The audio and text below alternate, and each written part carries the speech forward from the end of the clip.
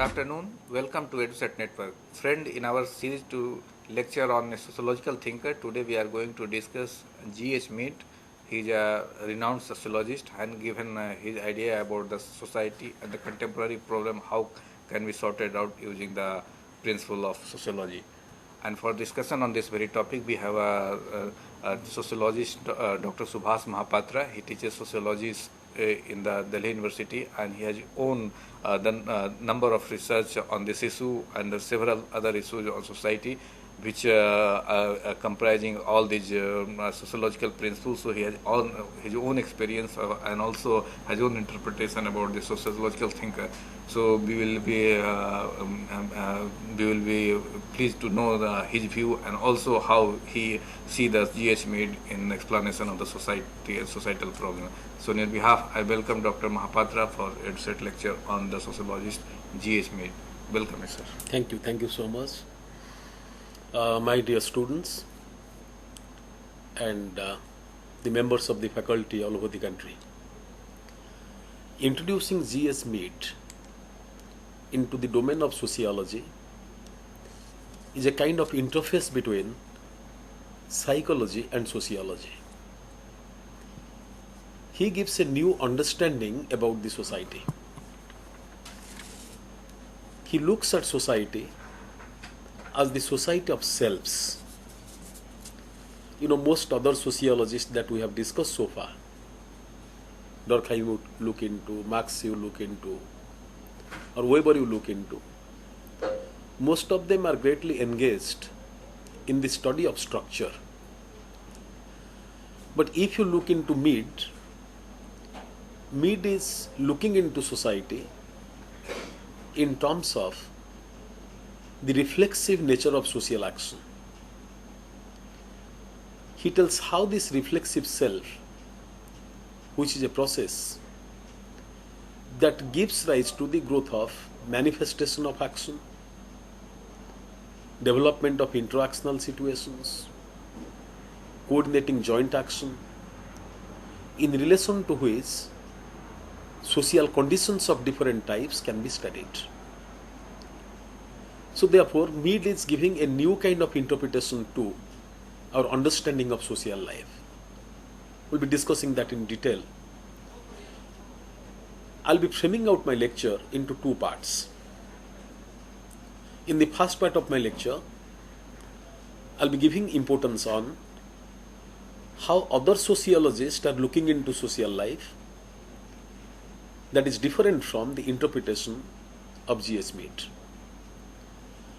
And in second part of my lecture, I'll be going deep down into certain core issues addressed by G.S. Mead with specific reference to, number one, action, number two, interaction, number three, the study of self, number four, joint action, and number five, that's very important, his study on objects, his understanding of objects.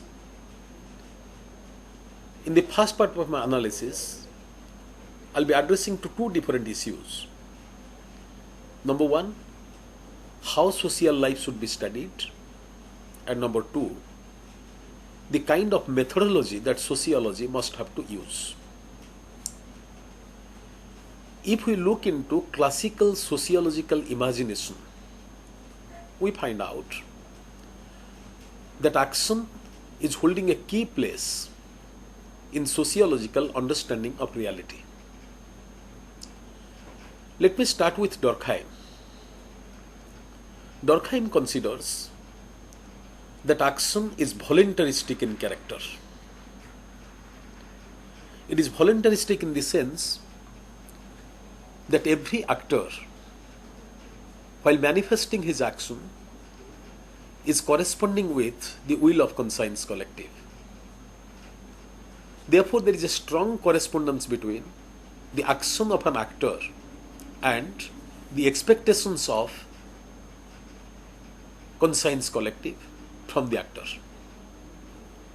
So therefore, there is a strong negotiation between what conscience collective is expecting from an actor and the kind of action he is manifesting. If one looks into action theory of Max Weber, Weber tells actions are of different types. We cannot study all possible actions in detail. Therefore, we have to construct an ideal type about social action. He makes a distinction between social action and non-social action, indicating that social actions are driven by motives. Therefore, any meaningful act fits into the scheme of social action. And every social action gives rise to the growth of structure. For example, legal, rational, political action of the people in a given context gives rise to the structure of bureaucracy. Legal, rational, economic action of the people give rise to the growth of capitalism. Therefore, bureaucracy, capitalism are the structures which are founded on specific kind of actions manifested by the actors. Therefore, to understand structure, we must have to start with action, advocates Weber. Talcott Parsons goes a step forward and he tells that actions are the products of motives and values. He makes a list of these motives and values, and in terms of these motives and values, he speaks about three kinds of action: instrumental action, expressive action, and moral action. Likewise, Pareto also talks about logical action and non-logical action in terms of means and its correspondence with goals. Therefore, all the scholars, those who are prior to G.S. Mead, most of them talk about action, considering that action is a means and structure is the end of action. But how is that action formulated? How an act is going through the process of churning? How that act is being primarily projected, negotiating with different kinds of psychological, environmental, biological, cultural, situational forces, that is not discussed by any of these sociologists in detail. So action is taken for granted. Mead makes an attempt to distinguish between roles and actions. Roles are primarily played by the actors in different situations. Therefore, when an actor is playing his role, he is not playing same kind of role on a continuous basis, holding same position. Therefore, Mead is saying that action should not be taken for granted, looking into the status positions of the people. Rather, action is manifested by the reflexive self, and he gets into the analysis of self and how it is reflexive in character. We'll be taking up this point later on. So therefore, there is a point of departure between early sociologists and G.S. Mead, because early sociologists take action for granted and they go beyond action study, looking into the consequence of action, whereas G.S. Mead looks into how action, how there is dynamism present in action, how different forces are influencing to the action of the actor, and how actions are negotiating with multiple kinds of forces. He gets into the details of that. If we look into sociological inquiry, we find out in sociology, methodology plays a significant role in offering a kind of understanding about how research is being conducted by the sociologist. Therefore, methodology offers a guideline to conduct research in sociology and also methodology talks about distinction between various forms of sociological traditions. As we have discussed earlier in detail, in sociology, we have two different kinds of methodological traditions. One methodological tradition is known as positivism. Positivistic method tells that social life is highly organized. Since it is so organized, social life is greatly subjected to persistence and continuity. Therefore, it is possible on part of sociology to collect empirical data, go for the verification of this data, test the reliability of the data, go for a form of comparative analysis, and on the basis of that, we can develop an objective explanation about the social reality. Therefore, positivism is taking sociology close to the domain of science. Considering, like science, sociology can go for objective analysis. However, this tradition was questioned by Dilthey and Max Weber. They bring into sociology the question of behavioralism, indicating that human beings are not mechanical entities. They manifest different kinds of behavior on the basis of variability of the conditions where action is manifested. Weber goes on to say that not only individuals manifest irrational behavior, but also they justify their irrational course of action. Individuals in the same situation may not reflect on the same things identically. Therefore, they may not manifest same kind of action. Therefore, there is some kind of behavioral element, cultural element, psychic element present in the course of action of the individuals. Therefore, human behavior is not absolutely subjected to scientific inquiry. So, therefore, Weber categorically points out that one can be striving for objectivity in sociology, but obtaining objectivity is an extremely difficult proposition in sociological inquiry. Therefore, behavioral aspect of social life is foundation to German intellectual tradition, which is immensely influencing to the sociology of G.H. Mead. Therefore, I want to make primarily 2 points absolutely clear here.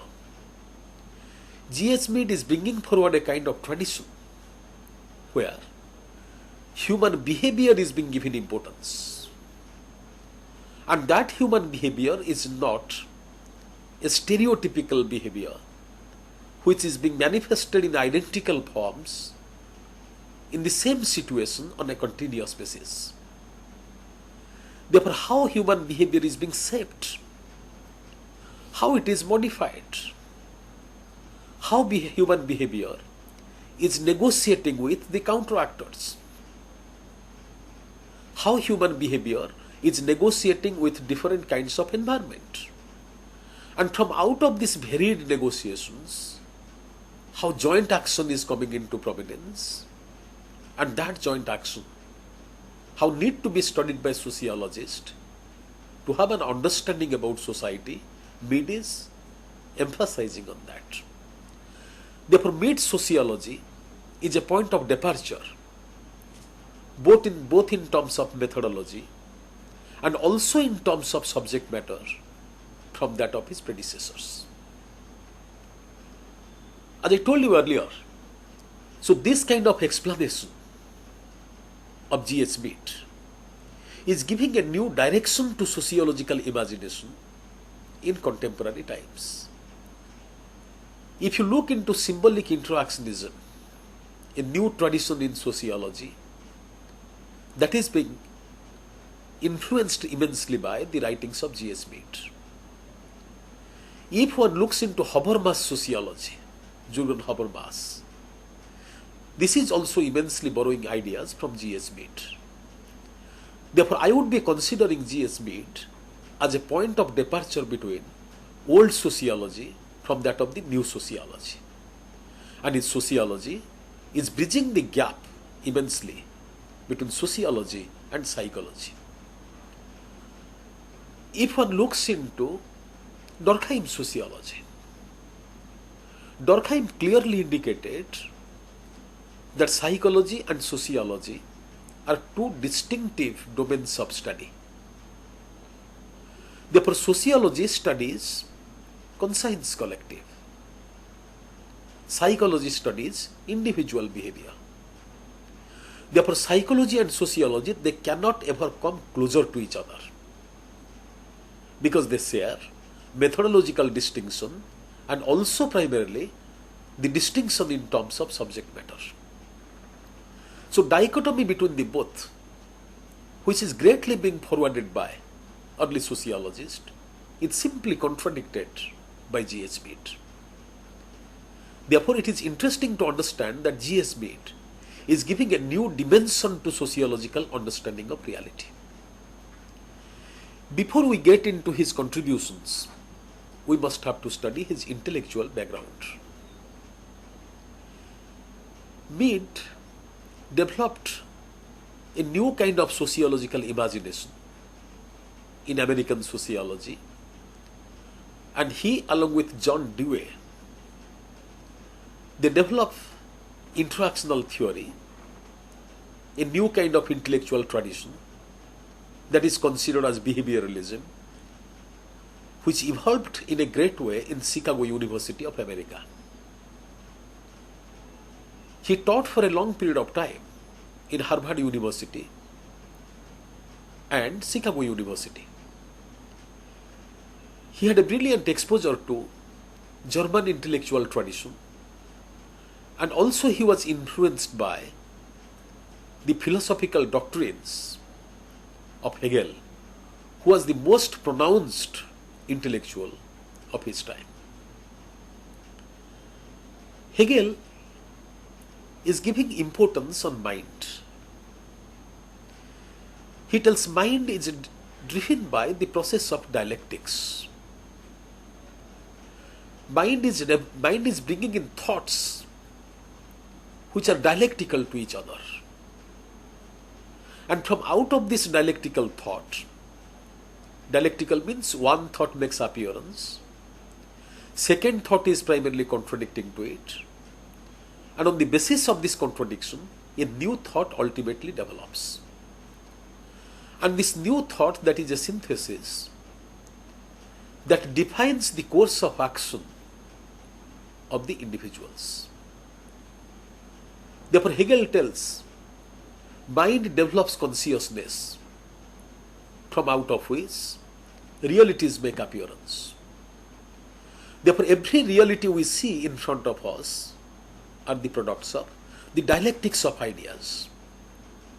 And these dialectics of ideas, which are the product of mind, are instrumental for the evolution of new ideas, new technologies, new literature, new discourses of science, what contribute for social change. Therefore, Hegel, I will be putting it as not only a philosopher, giving credence to mind. He explained how mind directs social change, defining the shape of action and the activities of the people.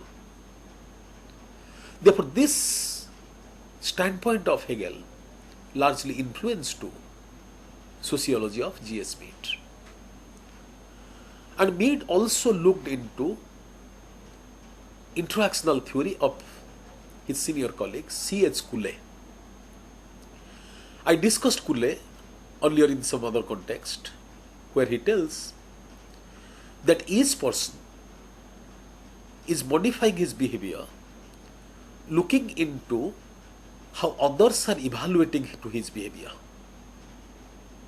Therefore, one's course of action is not just an object. I am speaking. But simultaneously, I am looking into how the others are looking at my behavior. I develop my imagination about the behavior of others. And looking into my imagination about the behavior of others, I make an evaluation whether others are appreciating my course of action or they are denouncing my course of action. They are questioning to my course of action. Therefore, my evaluation of others' perception of my action is instrumental to change my action, modify my action, represent my action. Therefore, actions are not something planned. Actions are something which are reflexive in character. It is coming on the basis of our evaluation of the reflexive understanding of others pertaining to our action, their reaction to our action. So therefore action is continuously modified, reshaped in a particular social situation on a continuous basis. Therefore we should keep in mind that G.S. Mead borrowed ideas from Hegel, C.S. Cooley, and also primarily he offered a structured criticism to his predecessors and gave a new dimension to sociological understanding of reality. Now let us see how he is looking at reality in a different way in comparison to other sociologists, step by step.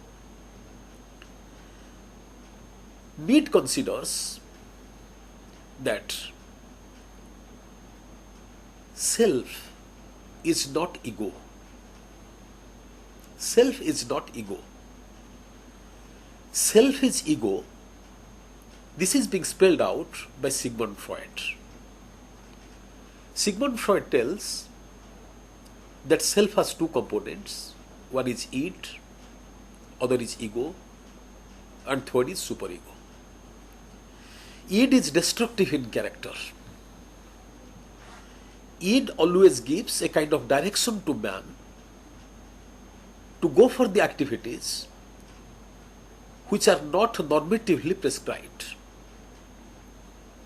Id always stimulates a person to go for violence, to go for hostility, to bring in novelty in his course of action. And superego is greatly conformist in character. Superego always tells that man should be conforming to norms, rules, regulations, customs while manifesting his behavior. Therefore, id is like a thief stimulating self to go for abnormal activities. And superego, like a police officer, is directing man to go for law-bound activities. Therefore, man is no God. Man is no wicked. Therefore, ego establishes a balance between id and superego and presenting a kind of behavior that is establishing synthesis between the both or negotiation between the both. Therefore, ego is something fixed that makes a deliberation between id and superego. That's what Sigmund Freud talks about. Self represents actor. Weber talks about it. An actor who is manifesting action is primarily presenting his self. Now, self here is conforming to rules of law. Weber talks about three kinds of action: traditional action, affectual action, and legal rational action. In case of traditional action, self is conforming to norms, values, and customs. And conforming to that, he is presenting a kind of behavior that is giving rise to the growth of definite structures. Self can also stay emotional at another point of time. And self can be law-binding.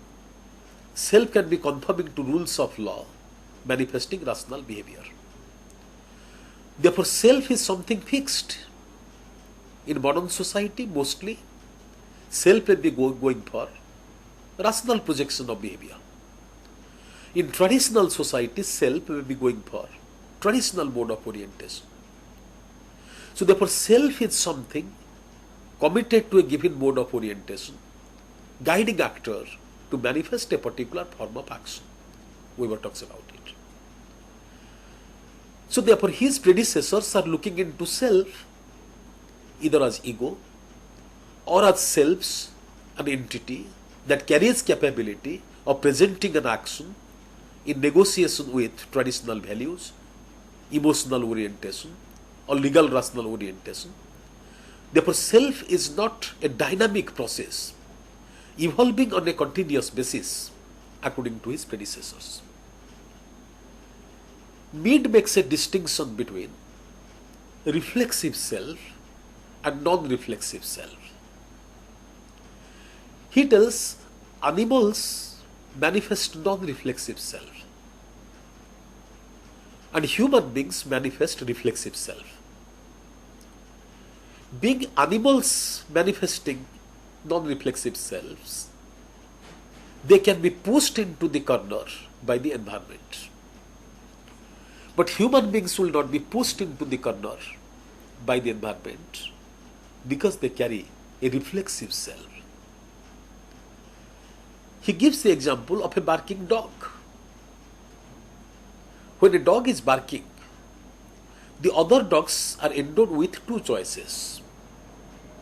One, either to stay silent, and the other to respond to the kind of barking of the barking dog. Therefore, when a dog is barking, the other dogs don't understand why the first dog is barking. Because this barking is greatly stereotypical and the response is also stereotypical. So therefore, same kind of action can be found out by the dogs when they are responding to the barking dog in a given situation. But human beings carry a kind of reflexivity. Carrying this reflexivity, human beings don't primarily react to same situation in identical manner. Take for example, in a family, a child is crying, demanding something from the parents. And parents being primarily carrying primarily reflexive self, at times they consider that through these tears, the child is blackmailing the parents. Therefore, in some situations, parents may be tolerating to child crying for a long period of time than offering him a gift. At another point of time, the parents may be thinking that child is crying because his needs are not gratified. Therefore, they may be offering a gift to the child to ensure that he stops crying. Another point of time, they may hug the child, showering a little love and compassion on the child. In some other point of time, the child may be getting a scolding. So therefore, action is same. But reaction to this kind of action is greatly variable because human beings carry that reflexive self. Reflexive means we can change our course of action looking into the role of the counteractors in different ways, applying our mind in a judicious manner. And it's very important to understand that only human beings are gifted with these capabilities of manifesting this reflexive self, which is absent in case of the animals. Therefore, there is an absolute difference present between the kind of society, the form of social relationship human beings produce, reproduce, modify, restructure from that of the animal society, which is greatly stereotypical and fixed. Therefore, this reflexive self that all human beings possess should be the subject matter of sociology. It is not action that is subject matter of sociology. Reflexive self is primarily making action possible. interaction possible, joint action possible, and these actions, interactions, joint actions are involved by certain kinds of dynamism, and this dynamics is the subject matter of sociology. Mead goes on to say that to understand this reflexive self, one must have to look into action. In many situations, one will be finding out that action is planned, deliberated, presented, modified on a continuous basis in different ways in the same situation. Therefore, actions are greatly dynamic in character. Actions are dynamic for the reason because self is also dynamic. Therefore, he is contradicting to early sociologists who believe that action is stereotypical because they only look into action without giving importance on reflexive self. How is that self-reflexive? He gets into the details of that. If you break the selves, you find out within the selves there are present two compartments. One is the I compartment of the self, and second is the me compartment of the self. And this I and me, which are two different composite parts of the self, they are engaged in constant negotiation with each other, back and forth. So through this negotiation, ultimately a self is presented in a given situation in a definite manner. But there is no guarantee that I and me will be negotiating with each other in identical manner for all times to come. Therefore, in same situation, presentation of self will be greatly different at different points of time. Situation may be same, but presentation of self will be different. I gave you the example. Same child is crying, but parents at one point of time lifting the child, giving him a hug, showering lot of love on him, and same child manifesting same act, but getting a form of punishment. So this happens because there is a constant negotiation is taking place between I and me. What is I? I is an innovative, creative, dynamic part of the self that always goes for out of the box thinking. It is innovative, it is creative, it is imaginative, it is speculative, it is judgmental. Therefore, I never believes in a routine kind of behavior. I is very important aspect of self because in a definite action situation where the actor is supposed to manifest a behavior and the situation is absolutely accidental, new, it was never planned out, experienced before. How to negotiate with that situation is not known to the self. At that point of time, I is coming forward, bringing forward certain kind of novel ideas, creative thinking, giving a direction to self to present a given form of behavior. Most of the time we'll be finding out in crisis-ridden situation, in difficult situations, I is becoming active. It is giving a broad guideline about how to find out solutions to these problematic situations.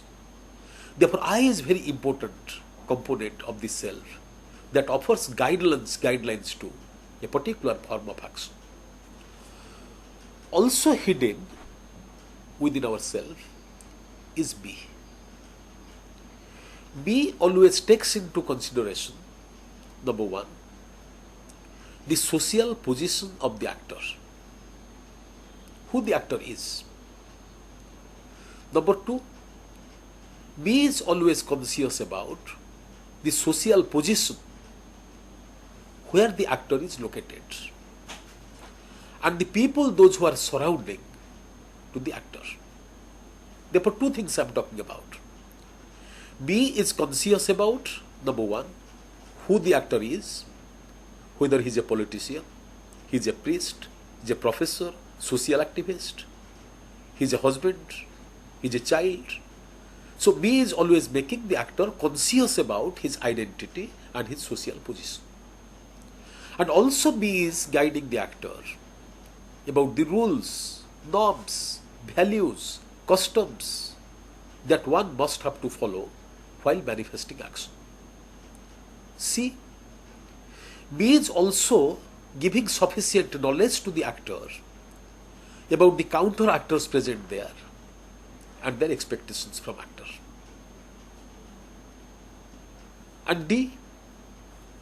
Always B tells that there is a difference between law-bound action and innovative action which are not potentially conforming to rules of law.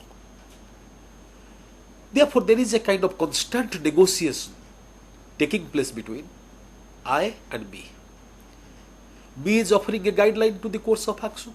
I is also giving alternative directions to it. So this communication takes place for a prolonged period of time in an interactional situation.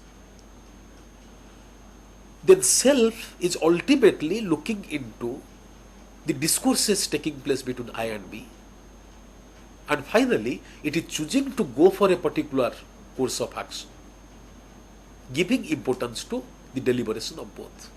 And that is what is known as the presentation of self. Therefore, self is presented on the basis of the negotiation, constant negotiation taking place between I and B. I'll be giving a simple example here. At the time of exam,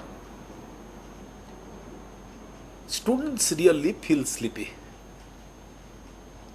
When they feel sleepy, I comes forward and I tells, nothing to worry. There are 10 days more left out for the exam. If I am sleeping now, I can concentrate more on my studies tomorrow. Therefore, nothing to worry. 9 days are too much to look after the course. One day if one is sleeping, he can activate his concentration in a big way. Therefore, lose one day so that make best use of the rest 9 days. B comes forward and tells, no, 10 days are too little. Syllabus is too vast. Therefore, you cannot do justice to the syllabus in 10 days' time. Therefore, work for a longer period of time. So, negotiation between the two is offering a guide to the presentation of self.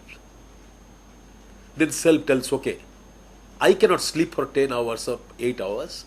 Let me have a nap for 1 hour. Then I'll get up and continue my studies.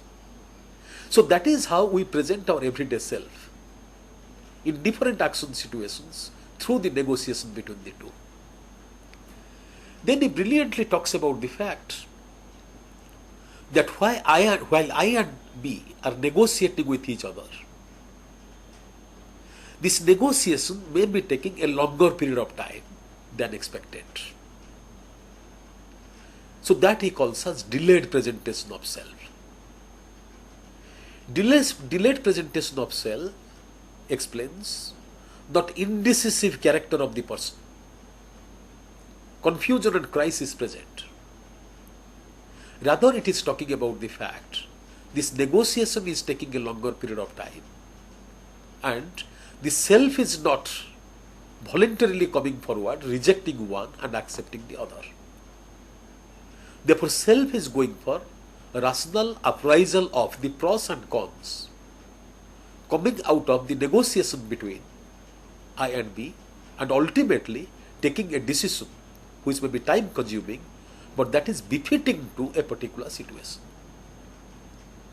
So it's interesting enough to see that G.S. Mead considers that reflexive self is reflexive because it is primarily negotiating between both the forces and ultimately presenting a self that is not driven by emotions or simply conforming to rules of law.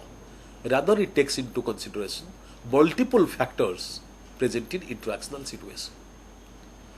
And it's very important to see that when I and me are negotiating with each other, that negotiation is making self both a subject and also an object. Mead writes that self is an object because it is also a kind of subject. In other words, self is a subject because it can objectify itself. It's a very interesting thing. Self is a subject because self can project a kind of decision. Self can primarily spell out a target for itself. Self can primarily make future predictions, anticipation. Self can go for speculation and imagination. Most of the time we consider that, okay, if we are not primarily following prudence in managing our money, managing our time, then we may be having hardship at a future date. So that in itself is talking about presentation of self as a subject. We can plan out our goals, we can draw the strategy, we can use appropriate means, we can anticipate what will be the hurdles on the way.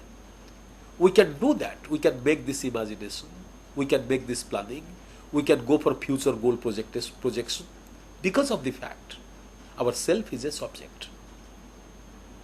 And self is object for the reason that while trying to achieve our goals, we constantly and continuously monitor, evaluate our course of action. For example, when a man is in business and is trying to primarily make maximum profit, so his self is operating as an object, telling him the procedures he is primarily following, whether these procedures are really taking him in the direction of accomplishing his goals or not. Therefore, when he is buying raw materials from the market, objective part of the self tells that if we procure raw materials through the involvement of intermediaries, then there is a possibility we may pay higher primary value for the raw materials. Therefore, anything that is doing, making investment, buying raw materials, spending on labor cost, all these things are greatly subjected to objective evaluation.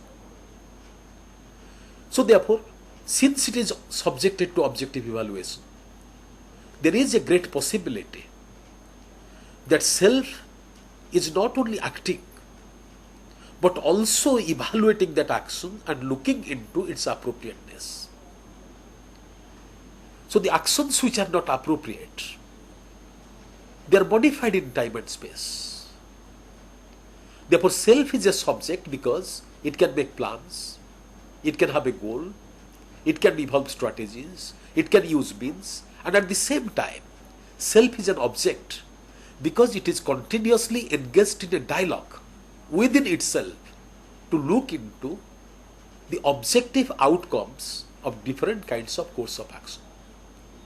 The language that is used, gestures used, symbols used, all are subjected to objective evaluation. To simplify it further, I can say that when we see elderly people visiting our family, we may touch their foot. While touching the foot, there is an objective evaluation that I have done the right kind of thing. So this objective evaluation, whether right or wrong, that is constantly evaluated by the self.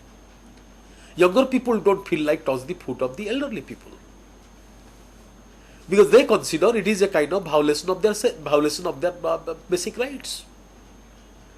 It is not primarily appreciated by their self. So when they don't touch the foot of the elderly people, then a struggle goes on. And that objective evaluation, whether I have done a right thing or not, that goes through the process of constant scrutiny. As a result, young boy who is not touching the foot of the grandfather, saying grandfather, hello grandfather, through this constant process of primary evaluation, he may be thinking at one point of time he has not done the right kind of act. Therefore, next time he may be primarily going forward to touch the foot of the grandfather. Therefore, presentation of self is greatly based on two criteria. One is constant evaluation of these actions manifested by the actors on a continuous basis, whether he is doing right thing or he is doing wrong thing. So this constant evaluation is helping an actor to modify his course of action, adopt new strategy, go for different kinds of alternate means, appreciate the behavior of others, use proper kind of language, so that using different kinds of inputs in an effective manner, he can be in a position to attain his subjective goals. Therefore, many times this flexibility present in social action is possible so because the actor himself is both a subject and also is an object. Therefore, self is both a subject and both an object in case of human beings, that is absent in case of animals. Therefore, animals and human beings are so greatly different, therefore they make two different kinds of qualitatively variant societies. That reflexive self is possible in human beings for the reason that we communicate through significant symbols. And the significant symbols are language and gestures. Animals use non-significant symbols and human beings use significant symbols. And he gives, very much credence to the use of language. Language are establishing a mode of effective communication between the actors in interactional situation. Using language and other significant gestures, human beings make purposive communication with each other, what is not possible in case of animals. He tells, one is smiling. Smiling is a form of stimulation, gesture. One is manifesting towards the other person. That smile as an act is not important. The other person also carries a mind. Therefore, when one is smiling, other is offering a counter smiling. Because the meaning of the smile, meaning is important. Smile itself is not important. The meaning of the smile is being processed by the mind of the other person. Therefore, smile itself is not important, but it conveys a kind of meaning. And carrying that meaning, other person considers that this is a friendly smile. Therefore, two persons through this smile, they are developing a kind of friendly proximity with each other. Also, we communicate with each other through language. When somebody is wishing, "Good morning, sir," the other person is conveying, reciprocating through good morning. So this kind of language are bringing two different people closer to each other. And through language, we understand objects in identical form. Suppose one object we call a chair. Not only I call that a chair, but also other people also call that a chair. So identifying this object as chair, I can make a statement. Bring that chair close to me. Other person understands it. Therefore, he brings chair close to me and I get a place to sit and tell him, "Thank you very much." Therefore, language is not just a mode of communication. Using this language, we understand objects in identical form. And understanding object in identical form, we relate ourselves to the objects in a significant manner through primarily mutual negotiation. That's what animals cannot do. So therefore he clearly tells that language plays a significant role in structuring interaction in every sphere of social life. Therefore language are the significant gestures through which human beings communicate effectively with each other, and through this effective communication we understand what others are expecting from us in a given action situation, and on the basis of the expectations of others we manifest a kind of behavior. Therefore harmonic and stable social relationship is becoming possible. Therefore language is a very significant element of shaping, guiding, defining human relationships.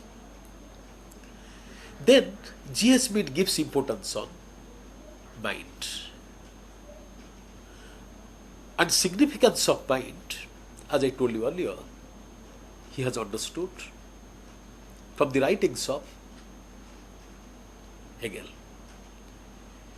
He tells that mind has multiple kind of functional roles to play. First, mind is processing these gestures, symbols, offering instruction to the actors which kind of presentation of self is appropriate to which situation. In a hostile situation, one manifests arrogance, because mind tells that this kind of action is befitting to this situation. Mind also tells that in a friendly situation, you have to primarily represent, present, manifest other kind of symbolic gestures, a smile, a handshake, a communication with the other person. How are you doing? So mind is identifying the situation, number one.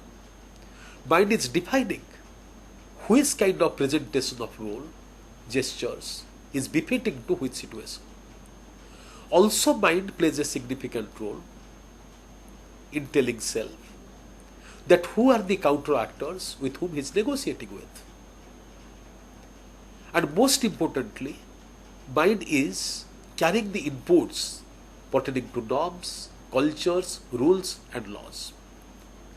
Therefore mind offers multiple directions to self. One, these are the people standing in front of you. Number two, evaluation of the situation. Number three, this is how norm is primarily demanding presentation of behavior. Number four, this situation demands you this much of emotion, this much of rationality. Therefore present yourself in a specific manner. Therefore there is society because people are minded.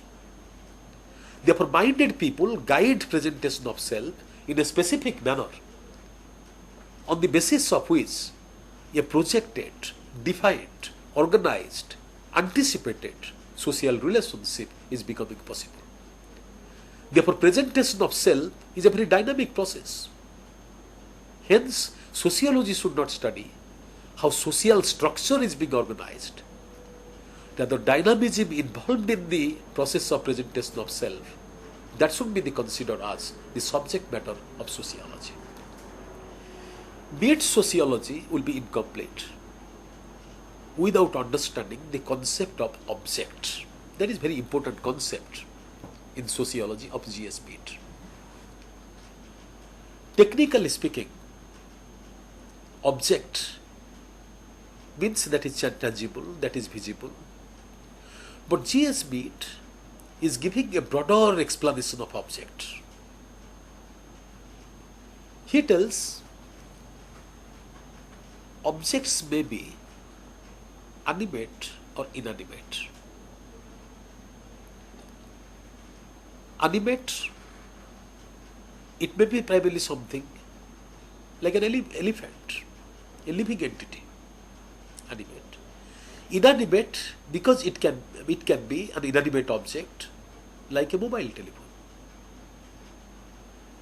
He tells both are object for the reason that acting human beings, carrying a mind, possessing symbolic gesture, look at the elephants in the same way, the way they look at the mobile telephones. Because a thinking mind cannot consider a mobile telephone is a microphone. or elephant is a mobile telephone. Because we all primarily carry a mind that is reflexive in character. So therefore, object can be a living being and object can be also a non-living being. Also, a kind of abstract political ideology like communism, like socialism, be an object. A material entity can also be an object, like a chair. Therefore, society is nothing but a body of objects. And objects are not something tangible, and objects are not something primarily material. Objects can be a body of ideas. Objects can be a kind of imagination. Objects can be tangible and non-tangible things. Object can be abstract things like rights, duties, citizenship, constitutionalism. So, individuals who are carrying mind look at the same object not necessarily in identical manner. Or same individual may not be looking at the same object in an identical manner. We carry common meanings about the objects. Elephant is elephant. Elephant is not microphone. But at the same time, being our mind is reflexive, we look at the same object differently at different points of time. And different people may be looking at the same object in different ways. Therefore, it's very interesting to see that interactional situation is greatly a dynamic situation than being a stereotypical condition. I'm giving you one example. A tree, what it means to a botanist is not exactly meaning so to a ritualist. A botanist is looking into a banyan tree from a scientific perspective. But a Hindu religious woman is looking at a banyan tree as the symbol of reverence. A woodcutter or a jungle contractor is looking at the same tree in a different perspective. A hunter is looking at the tree as a space that is giving habitation to number of birds to whom he can catch. Therefore, tree is an object. We identify this object in common way, but interpret this object in different ways because we are carrying a mind that is a form of reflexivity. Therefore, reflexive mind is looking at the same object in different ways at different points of time, and same object may be interpreted by the people differently in different context. Therefore, if one looks into G.S. Mead's sociology, he tells, when we negotiate with object, we are not negotiating with that object in a stereotypical manner. That object may be other people. That object may be constitution. That object may be rules of law. That object may be fellow individuals. Therefore, our relationship with different kinds of objects, being greatly dynamic, social life is greatly dynamic in character. That dynamic life is the subject matter of sociology. Being that is the subject matter of sociology, we should not study social life giving importance on social structure. We should not be studying social life conceptualizing that society is driven by rule-bound, normative behavior of the individuals. Rather, social life is a presentation of self, and that self is presented in different ways at different points of time, taking into consideration environmental factors, organic factors, social factors, cultural factors, psychological factors. So these multiple factors are presenting ourselves in different ways in distinctive situations. And it tells that individuals' capacity to play these kind of diversified roles, individuals' capacity to understand the objects identically, are largely coming through the process of socialization. Because through the process of socialization, he talks about, play stage and game stage socialization, where the child understands how he can be taking the role of others.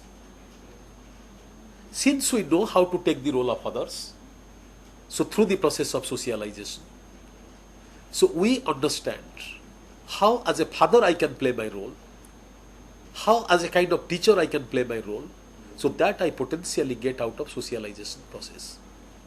In a nutshell, I can just tell you one thing, that he tells socialization gives you a kind of understanding of self, and that self is being presented in different interactional situations. That's what makes social life possible. Thank you very much. Thank you.